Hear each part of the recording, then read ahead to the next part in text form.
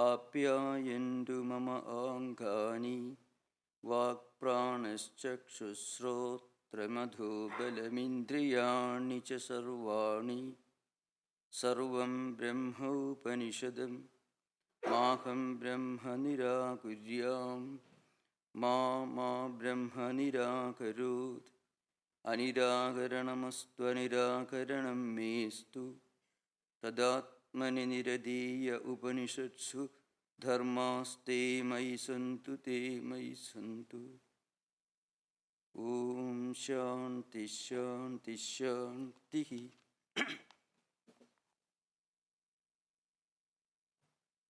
Om, let my limbs, speech, intellect, energy, eyes, ears, vitality, and all the senses and powers grow in strength so that I can realize the supreme reality. May I never deny Brahman, the absolute reality, nor Brahman deny me. Let there be no rejection. Let there be always acceptance, harmony, peace and integrity everywhere. Om, peace, peace, peace.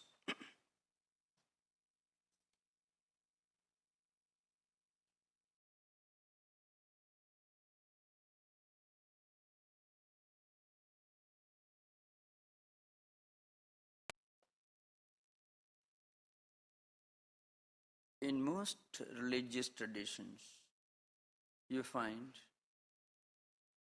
the idea that man is a special creation. Man, woman, that means human beings belong to a specially privileged category of creation. That's why you find in Abrahamic religions and also in popular Hinduism, sometimes it is stated that after creating the human being, God became quite happy. He was not happy till he created the human being.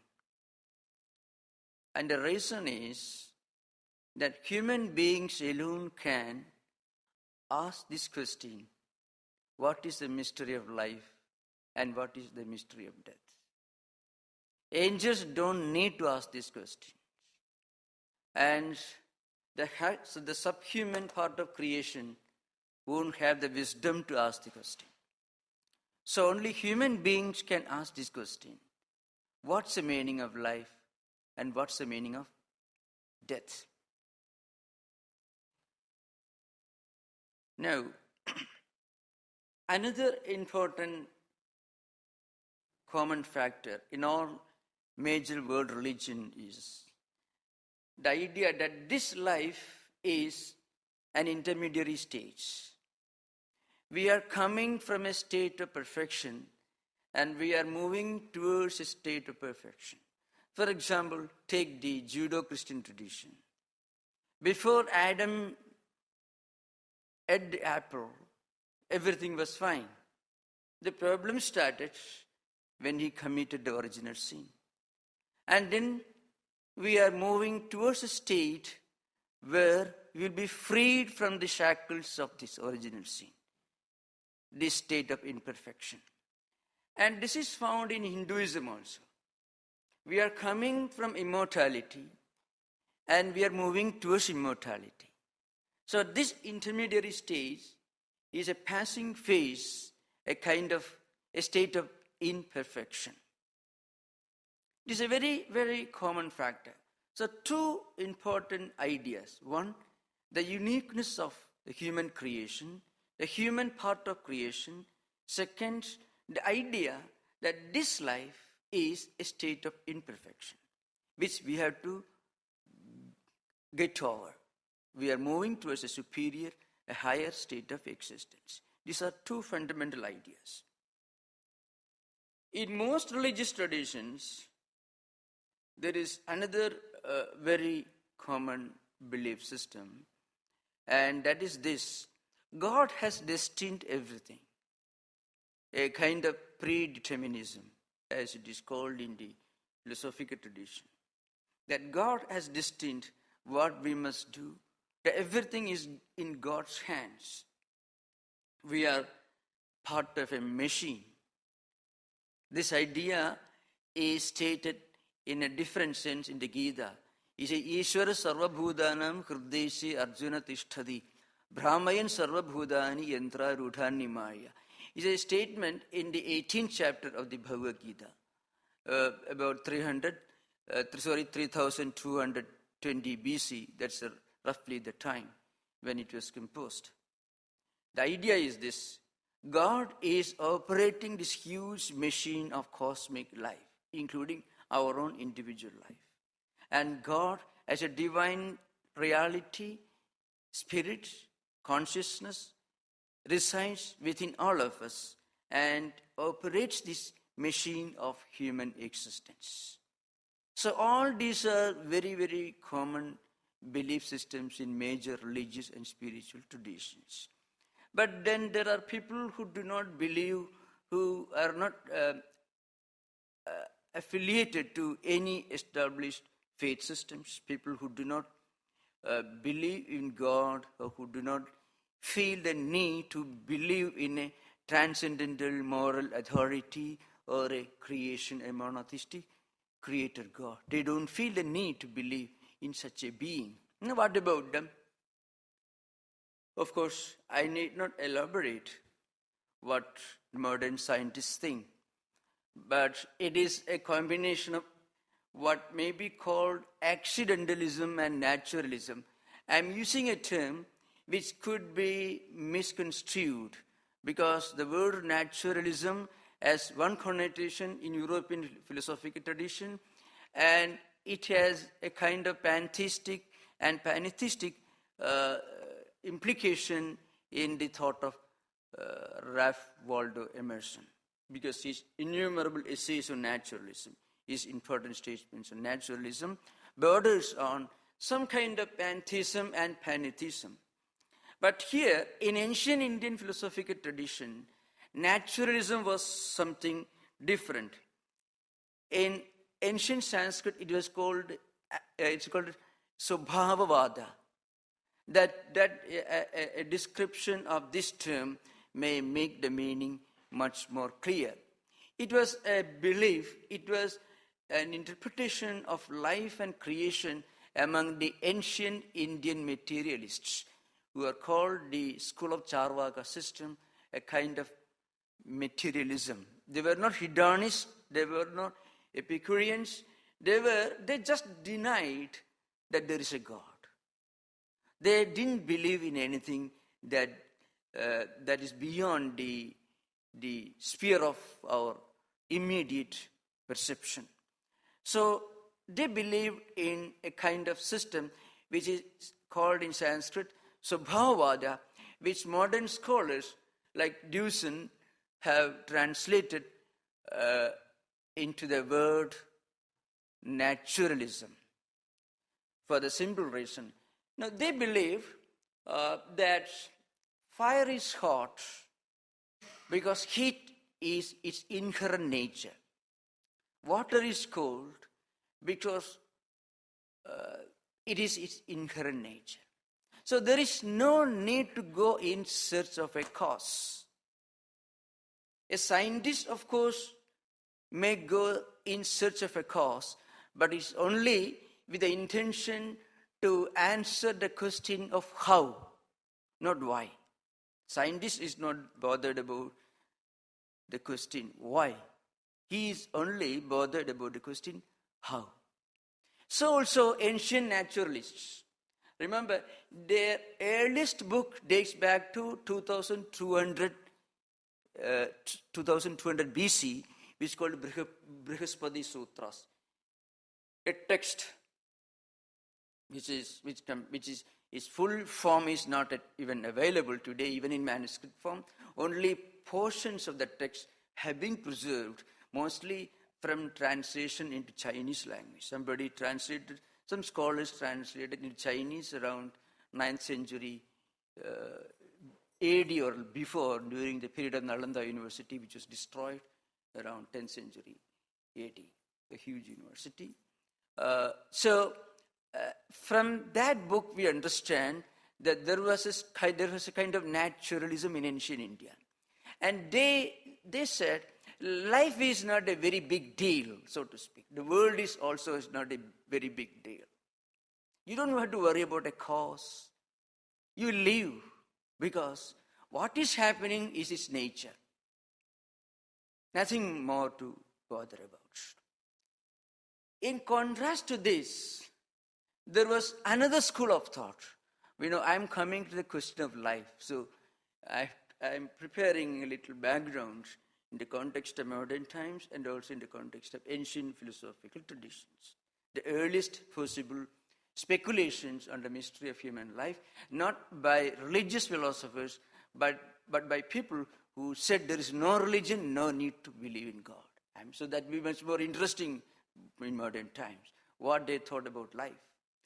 There was another school of thought which was known as accidentalism, which more or less corresponds to the view of modern scientists who are also radical humanists.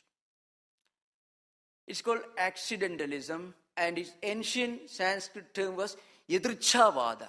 Yadricha means just happens, accidentally. In naturalism, they believe there may be a cause, but that cause is built into the effect itself. You don't have to look for a cause beyond the effect. But the accidentalists believe there is no cause at all. It just happens. So there is no need to ask the question why. You only have to ask the question how. And that's the function of modern science. So, and they said, make the best of what is available. Have the best of everything. So, they even denied the relevance of higher morality.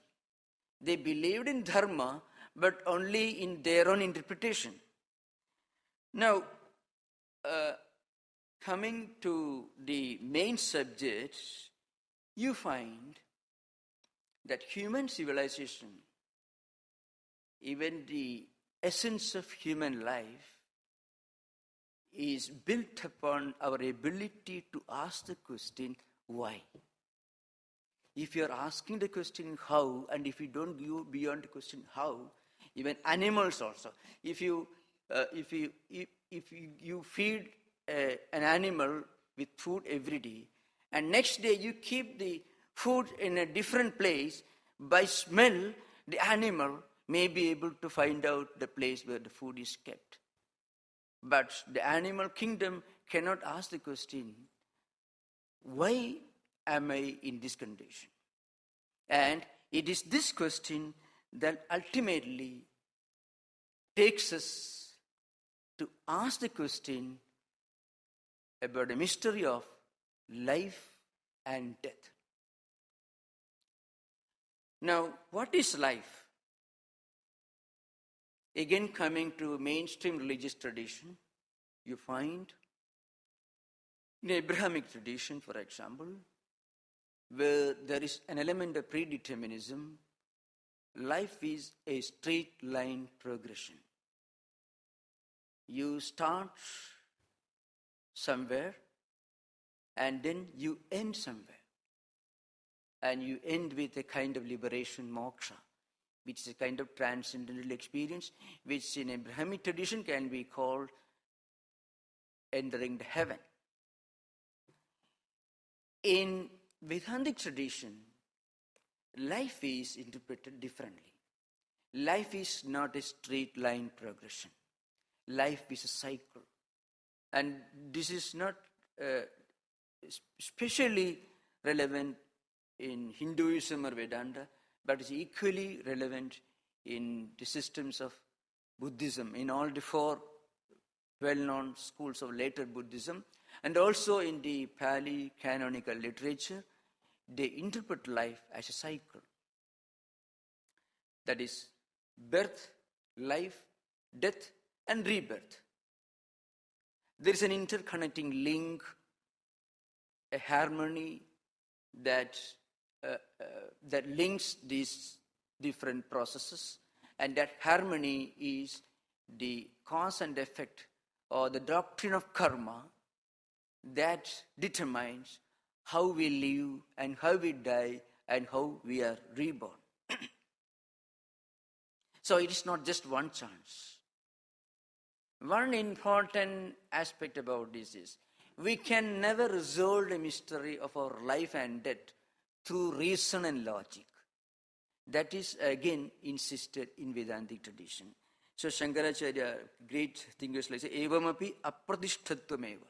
Meaning is this: reason and logic cannot enter certain realms. Reason and logic, the whole epistemology, all the 6 tools of epistemology in Vedanta, like direct perception, inference, analogy, verbal testimony, presumption, and absence, or any other different schools of epistemology, they can never enter that realm of what is meant by the answer to the question, why? They end with the question, how? And the answer to how is within the realm of relativity. When you ask the question, why am I here? Why life is like this? What's the meaning? What exactly is the meaning of death? Which again related to why should I die? What's the meaning of death? All this. All these are related to the realm of trans logic. Goes beyond the realm of reason and epistemology. To drive home this idea, I can just take one analogy from one of our famous Upanishads. It's called Katha Upanishad, which comes in the Ayurveda tradition. There is a mythological part which I won't explain in detail, and there is a philosophical, spiritual element. That's what I'm going to focus on. But the story can be given in a nutshell. In ancient times, there was a sage who was well known as a philanthropist, a generous person, who used to perform religious ceremonies involving distribution of gifts to all needy persons. And one day, he was performing this ceremony, distribution of gifts to people around him, poor people. He had a small son, a 5-year-old boy. His name was Nachiketa. See, this boy watched. In fact, he was the one who wanted to get an answer to the question, why? So he approached his father because he noticed something was going wrong with the way the father was performing the ceremony. In those days, cows, elephants, horses, and gold were the 4 currencies in ancient Vedic times, especially in the pre-Vedic period. Cows, horses, elephants, and gold. So this man was distributing cows. He had plenty of cows, distributing among people. That was before urbanization started. That was the period when slowly agriculture was getting more popular. I mean, agrarian civilization was in its infancy. So this man was distributing not good cows, bad cows, cows that can't give much milk. Poor people around who had assembled in front of him. But instead of giving useful cows, he was distributing old, battered cows that can't give you milk, that will need plenty of fodder and grass, and occasionally give a few kicks also to those around him, but won't give any milk. So the child found out the man, his father, was playing a trick. So he went and asked him the question, to whom are you going to give me? Kasmai mam dasyasiti. He said, according to ancient tradition, a grown-up boy or son is the most precious wealth of the family. In old tribal traditions, children were the main asset. So you are supposed to give away all your expensive assets. So I am your son, you should give me to somebody. In fact, his purpose was to bring his father to a sense of propriety. Now he got angry and told him, I am going to give you to the Lord of Death. Murtyavetvam didamiti. I am going to give you to the Lord of Death. That's how the story begins. And this boy started his journey to the Lord of Death. When he reached there, the Lord of Death was not there. He had gone somewhere. He returned only on the third day. And on the third day, when the Lord of Death returned home, he found a small boy was waiting for him, hungry and thirsty. And he was very much upset. So in compensation for this, he told the boy, look here, I'm sorry you are waiting for me, hungry and thirsty. You can ask 3 boons as a compensation. These 3 boons correspond to 3 levels of evolution and growth of human civilization. That's what we are going to focus on. The first boon that he asked was this, which is elementary. See, he had left his home without his father's permission. Father will be angry naturally. So he said, look here, when I go back to my home, my father should not scold me. Little child who was frightened of his father. And the father agreed, Lord of Death agreed. Not a very simple matter, nothing to bother about. He didn't ask for too much. All right. Shanta Sankalpa Sumana Yadhasya Vidamanyu Gautamo Ma Abhimutyo To Prasishtam Ma Abhivade Prasida Edatrayanam Prathamam Varampane. This is the first boon I'm asking. My father should not get angry with me when I get back to my home. The second boon that he asked, that again corresponds to a higher level of human civilization. Now, what will we do if life is okay in this world? We have a good job, plenty of money, status, reputation, friends, everything. Nothing to worry about. Physically, mentally, we are healthy, family is happy, everything fine. Now, what do we do? As I said on a previous occasion, the highest suicide rate in the world is in Japan, where the state looks after everything from cradle to grave. The highest number of people suffering from schizophrenia, depression, especially among the aged people, are found in Japan, where Nachiketa's firstborn is perfectly fulfilled. Everything is fine. Trains run on time, plane, no strike, nothing. Except occasional natural calamities, which they can easily manage because they are so efficient, well-organized people. Now, here Nachiketa thinks, the boy thinks, well, what happens to me if everything is fine in this world? What happens to me after death? Now, the question of death, the mystery of death is the same as the mystery of life. Because death is nothing but the end of the physical body. And also, it resolves the mystery as to what happens after life. So, the ultimate question of life is the same as the question of death. Then he found out, well, after death, I won't have this body. I won't have this bank balance, friends, reputation, profession, job security, insurance, Medicare, nothing. So what happens to me after death? Am I going to be miserable? Every human being will have this problem at one stage or other. Except that person is a moron, is very brutal enough, is crooked or evil enough that he is not worried about what happens to him. That corresponds to a very primitive level of human evolution. But all civilized, cultured, educated people will be concerned about what happens to me, what happens to my bank balance, what happens to my friends and relatives, children after my death. Nachiketa, this little boy, thought over this question. And what every person will want, will have desire for. He also asked for the second boon. I should be able to enjoy the same way even after my death. That means the same bank balance, same profession, the same job, same comforts I should have after my death. And the Lord of Death was not bothered. He immediately granted this boon. So, Sattu Magdim Surgim Adheshu Mrityu Prabruhidam Saddadhanaya Mahyam Sargaloka Amrudatum Bhajanti Edatrayanam Prathamam Varamprane. This is the Sanskrit verse which means this.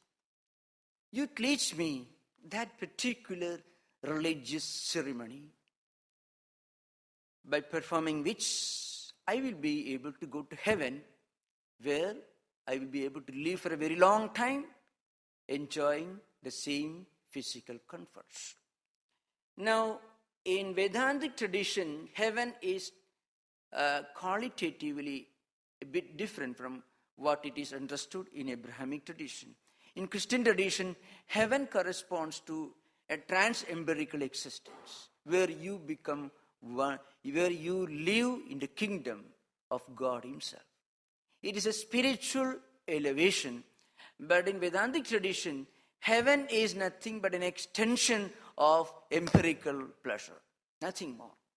Heaven is not a very high, not as again to use the classic American expression, heaven is not a big deal in Vedantic tradition. Heaven is nothing but a license to live as long as you want, for a very long time, in a state of perfect psychological and physical happiness, in a 10-star hotel, so to speak, without paying rent. That's all. But that's again not a very satisfying situation, because if you enjoy the same caviar, the same expensive food, wear the same expensive clothes every day, every minute, then that itself becomes a terrible boredom. So Nachiketa asked for the third boon. That's the main topic of today's conversation. Now the third boon that he asks is this. Now look here, you must answer me this question. That is question why. According to some people, this physical body is not the only thing we should worry about. This body is perishable. And after this body disappears, what is left out? Is there something left out? Or that's the end of the journey? If human life, nothing but a journey that begins with the cradle and ends with being a piece of stone in the graveyard, nothing more. In that case, there is nothing to be happy about it. Or is there something beyond that? In fact, we become more refined, we become more civilized when we ask this question. We may not get the answer. That's the main point to remember.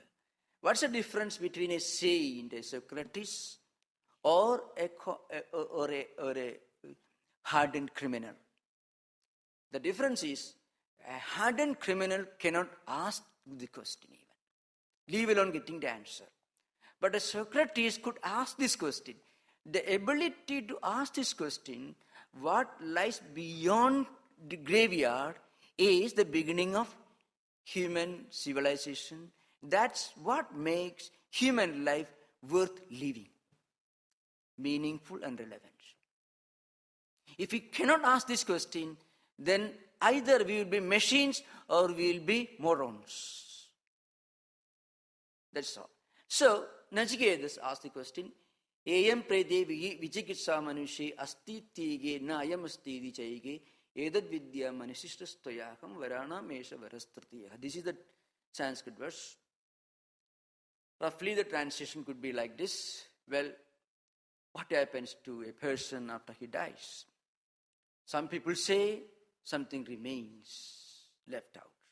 According to some other people, nothing remains. You should teach me this mystery. Now, when this question was put to the Lord of Death, it was a shock to the teacher, the great teacher, the teacher of this Upanishad, the Yama, the Lord of Death.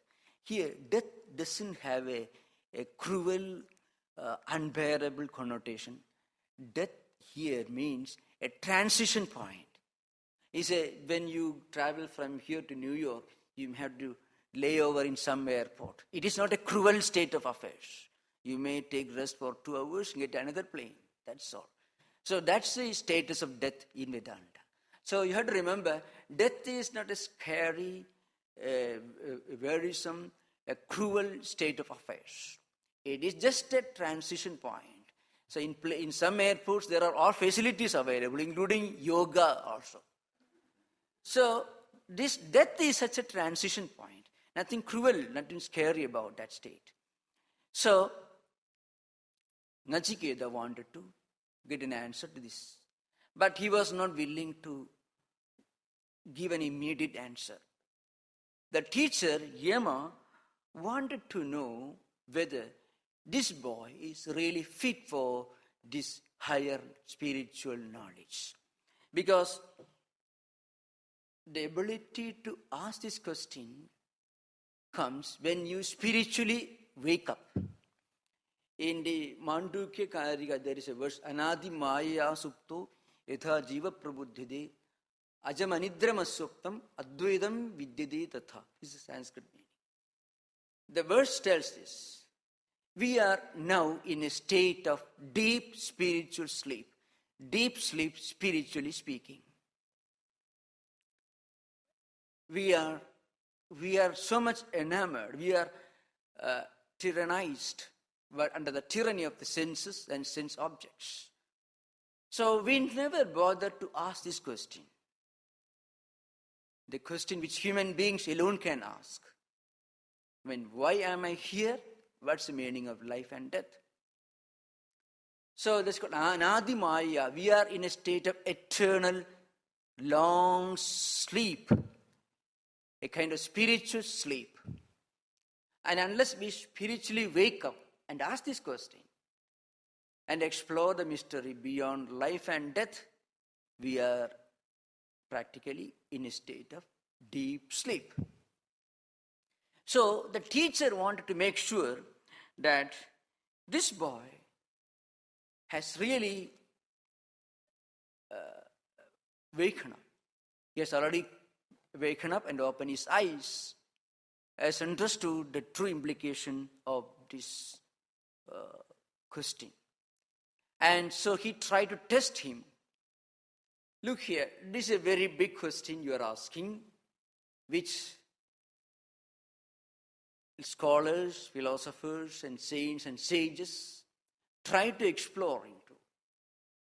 By long efforts, they meditate for years and ages, and they study and contemplate, and then they ask this question.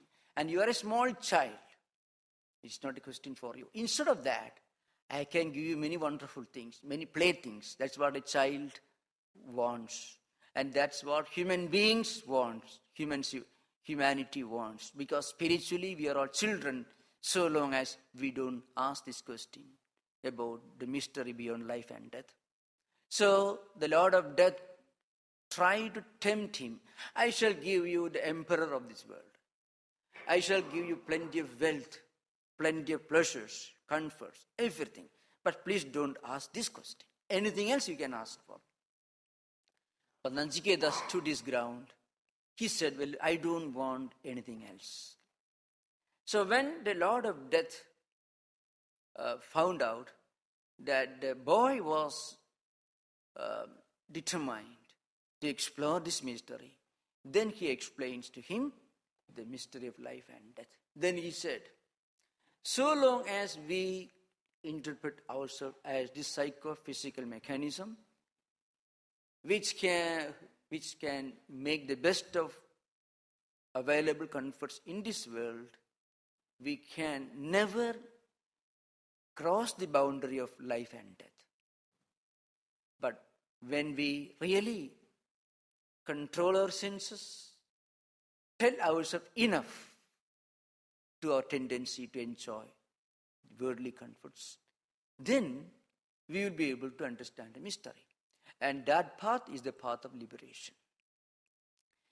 When we realize that we are in reality an omnipresent, all-pervading, immanent, transcendental reality, the supreme consciousness, which is immortal, which is eternal, which is the nature of supreme consciousness, knowledge and bliss. So long as we do not realize this truth, our true nature, we will be moving along this cycle of the wheel of birth, life, rebirth, and so on. But when we understand this, then life itself becomes a pleasant journey. So there is a famous imagery, the imagery of traveling in a chariot.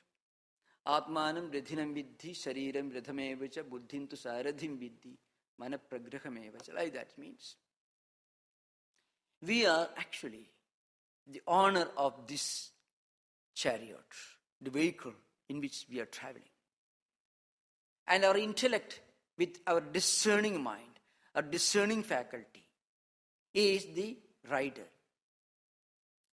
And our mind is the reins which controls the horses which are driving the chariot of life. The horses are like the senses. Mind is the reins. Intellect is this corresponds to wisdom. The rider who has a discerning mind. So life, the journey, the path which we have to take is the world of senses. Suppose we interpret our life as a journey on a chariot. We should remember the senses are the horses. If the horses are not controlled properly, we may not reach our goal or destination. The horses may take us over a precipice and we may break our limbs and neck. That will be the end of the journey. So the horses should be controlled. Horses are the senses. Who controls the horses? Mind. That's why the long strap, the reins, are attached to the horses. And the reins should be held firmly in our hands. For that, we need a good intellect. So, mind corresponds to the reins. Mind should be controlled by a discerning faculty. Otherwise, mind can be our best friend, it can be our worst enemy. If the reins are broken, we won't be able to control the horses. So the senses will be out of control and they will take us in the opposite direction or may take us over a precipice. So this life is a journey. So before we undertake the journey, we must equip ourselves.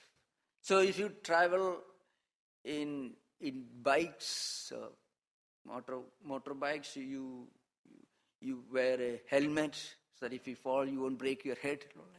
Like that, we must equip ourselves. How do we equip ourselves? So Vedanta says we must equip ourselves with discerning faculty, with proper discrimination. That's our discerning faculty. We should have a clear sense of understanding as to where we want to go. We should know the route. So before we take up the journey, we must equip ourselves properly to undertake the journey. If we do that, then what happens? We can reach the goal. So, Vijnana Saradhiryastu Mana Pragrahavan Naraha Sodhana Paramapnodi Tad Vishnu Paramapadam. Before we take up the journey, we must remember, we need to travel through this tricky road. So we must have some spiritual values guiding our journey, our path. So this positioning system should be properly adjusted so that we won't fall over a precipice. So that we should be careful to set a higher spiritual ideal before us. Our goal is to go beyond the world of sensory pleasures. That is, Saha Advana Paramapnoti, Tad Vishnu Paramam Padam.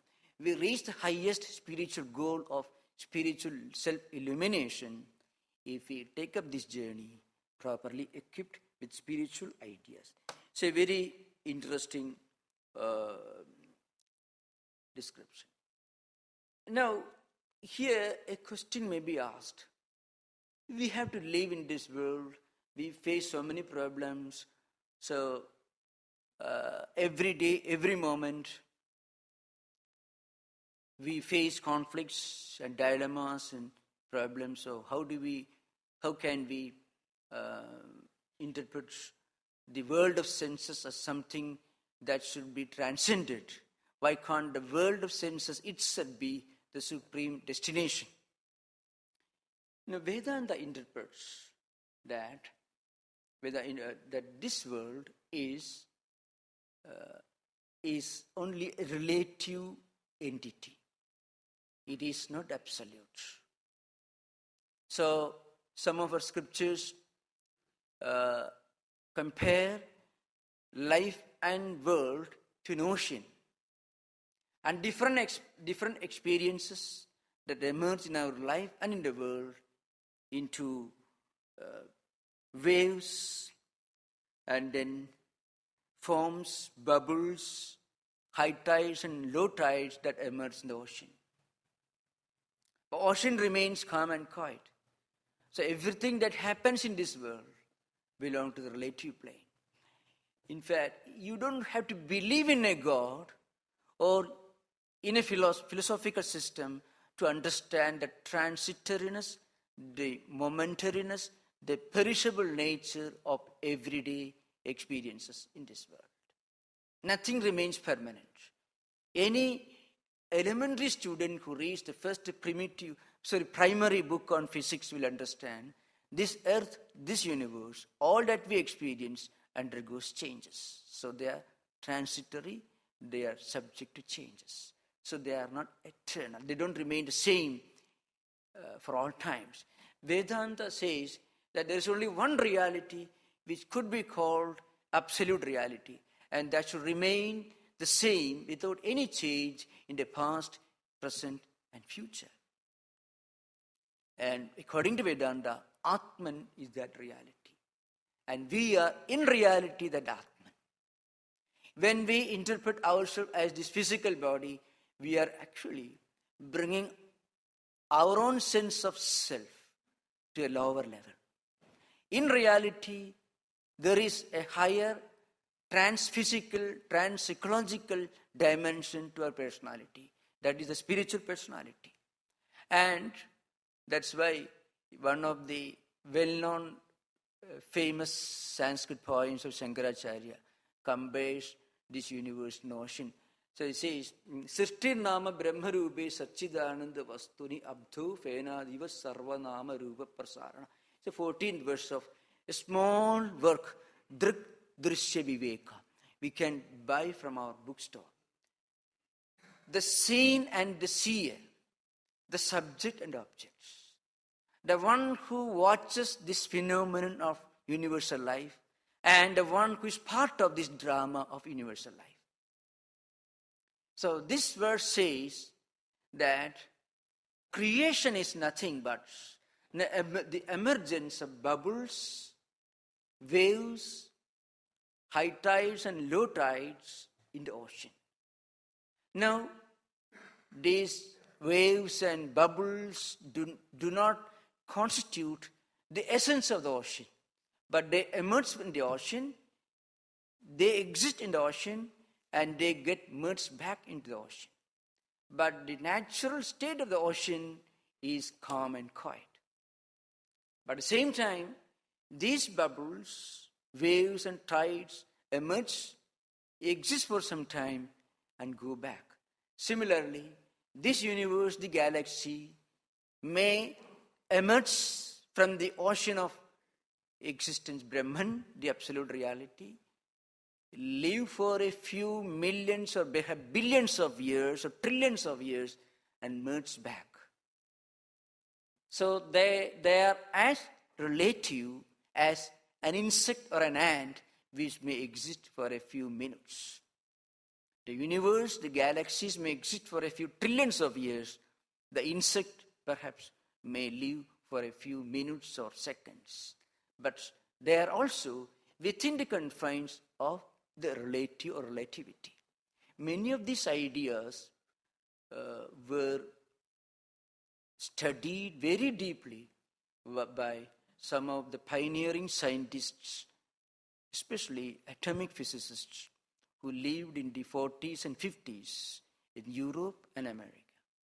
Especially the idea that the world in which we live, the sense objects that we enjoy, everything that gives us pleasure, happiness and unhappiness are relative, belong to the relative plane.